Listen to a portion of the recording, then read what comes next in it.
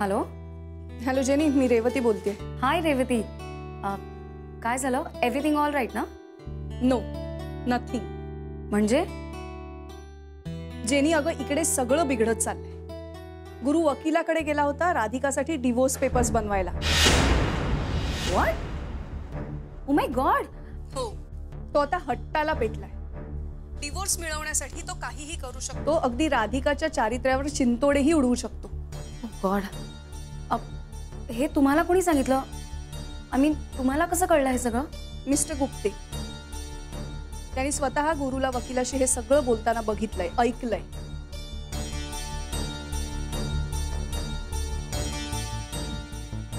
Revati, but this is not right. म्हणजे राधिका मॅमला जर हे कळलं तर त्यांना सहन नाही होणार आहे सगळं. तिला कळणं खूप लांबची गोष्ट आहे, पण हे सगळं गुरुला सुद्धा सहन झालं नाहीये बहुतेक. आय थिंक डिवोर्सच्या स्ट्रेसमुळे त्याचं बीपी वाढलं आणि त्याचा त्याला त्रास झाला. अरे बापरे. हो, खूप त्रास झाला मगाशी त्याला. यु नो रेवती, डिवोर्स हा कुणासाठीच चांगला नसतो, ना हस्बंडसाठी ना वाईफसाठी. I think we should save them from this. आणि या सगळ्याची कल्प्रिट ती शनाया आहे. तिच्यामुळे हे सगळं होत आहे. मिस्टर गुप्ते सुद्धा मगाशी हेच म्हणत होते, हे सगळं शनायामुळे होते. मला असं वाटतं दिस इज हाय टाइम ना. आपल्याला ह्याच्यावरती ठोस उपाय शोधून काढायलाच हवा. Yes yes, you are absolutely right and I am with you in this. You tell me काय करायचंय. I will do that. Okay, आपण उद्या भेटूया. मी मिस्टर गुप्त्यांनाही सांगितलंय तसं. Okay, for sure. ठीक आहे. कुठे भेटायचं ते मी तुला SMS करून कळवते. Okay Revathi, done. Bye bye.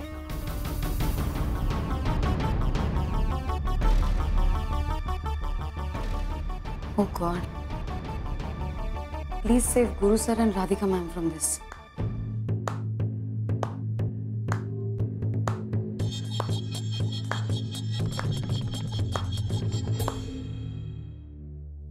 वाह गुरु वाह, बहुत खूब.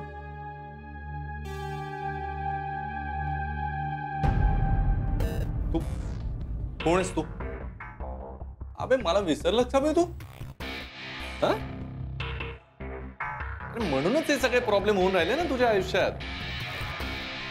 म्हणजे नागपूरला होतस तेव्हा असं नव्हतंच बे तू. यारा दोस्तांबरोबर राहायचास, मोठ्यांचा आदर करायचास आणि मुख्य म्हणजे इतरांच्या भावनांची कदर होती तुला. आता सब कुछ काय पुरं बदललंच बे तू. मी काय बदललो वगैरे नाही. मी फक्त पुढे निघून आलो, ते सगळं मागे ठेव. इथंच तर चुकलं ना भाऊ तुझं. अरे माणसानं पुढे जायचंच राहते, पण मागचं सगळं माग सोडून नाही.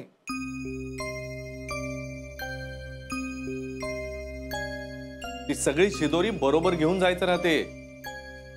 आपल्या बरोबर दोस्ती नाती हे सगळंच बरोबर घेऊन जाणारा तो खरा माणूस. स्वतःचाच विचार करून स्वार्थी बनतो तो कसला माणूस नाही. हे बघ, माणसानं काळाबरोबर बदलायला हवं. म्हणून जो माणूस आपल्यावर प्रेम करतो त्यालाच विसरायचं. अबे काय केलं नाही बे राधिकानं तुझ्यासाठी. आणि मला सांग, लग्न आधी तुझं प्रेम होतं की नाही तिच्यावर? हा, करत होतो. त्यावेळेला बरी वाटली होती ती, पण आता मला तिच्याबद्दल काहीच वाटत नाही. काऊन काऊन काहीच वाटत नाही? हा, अरे 10 वर्ष संसार केला तिने तुझ्या बरोबर. सुखदुःखात साथ दिली, तुझ्या पोराला जन्म दिला, तुझं मन सांभाळलं. आणि आता तू म्हणून राहिला तुला तिच्याबद्दल काहीच नाही वाटत. हो, नाही वाटत मला. अरे मी सुद्धा केलंच ना. राब राब राबलो, मरमर करून पैसा कमवला. नवऱ्यानं करायला हवी ती सगळी कर्तव्य मी पार पाडले. पैशानं संसार झाले असते ना तर लोकांनी घरं नसती बांधली, हॉटेलच जाऊन राहिले असते. 4 भिंती आणि 1 छप्पर म्हणजे घर नसते बापू. तिथं मन जुळावी लागतात. संसारामध्ये पैशापेक्षा प्रेम महत्वाचं राहते.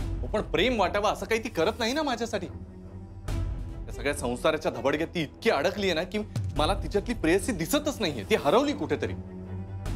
एवढ्या वर्षांमध्ये मी स्वतःला ग्रूम केलं, स्वतःला बदललं, पण ती तशीच राहिली. टिपिकल बायको. अरे पण कोणासाठी? तुझ्याचसाठी ना.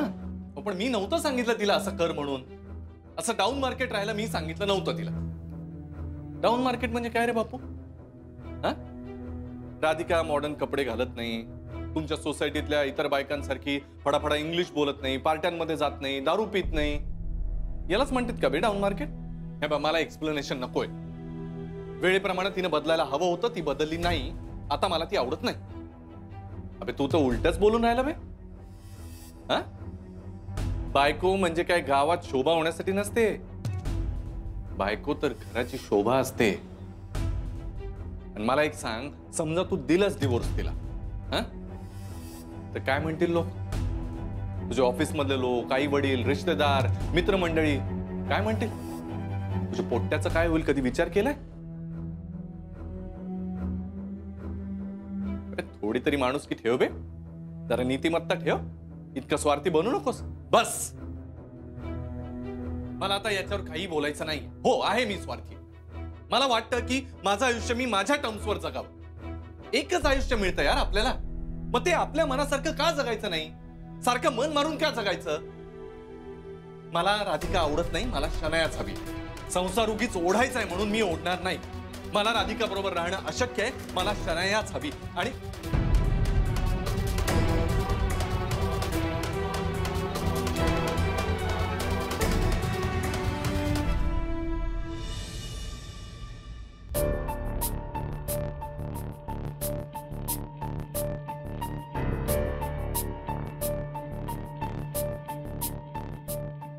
कालपासून मनात सारखे विचार येत आहेत. काय करावं तेच कळत नाहीये, पण काहीतरी निर्णय घ्यायलाच हवा.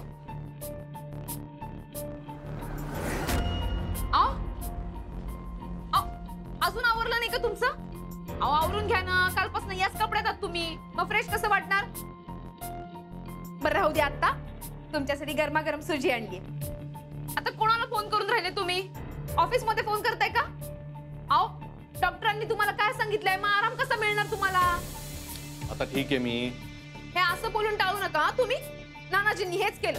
त्यांचं काय झालं पाहिलं ना तुम्ही? हार्ट अटॅकच आला त्यांना. आता काय मलाही अटॅक यावा असं वाटतंय का तुला? नाही हो, कायच्या काही काय बोलून राहिले तुम्ही? असं काऊन मनात येईल माझ्या? अहो असं काहीच नाहीये. अहो कालपासून एकदम घाबरल्यासारखं होऊन राहिलं मला. मी तर आईंनाच फोन करून बोलावून घेणार होती. उगीच मूर्खासारखं काहीतरी करू नकोस. हा, कशाला बोलवायचं सगळ्यांना? जा, मला ग्रीन टी आण. आपण सोजी ग्रीन टी आण.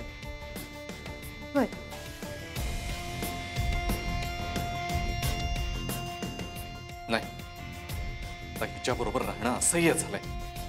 आता मला डिवोर्स शिवाय पर्याय नाही.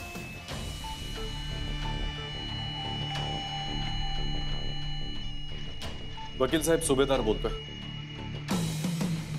ते डिवोर्स पेपर्सचं तुम्ही म्हणाला होता ना,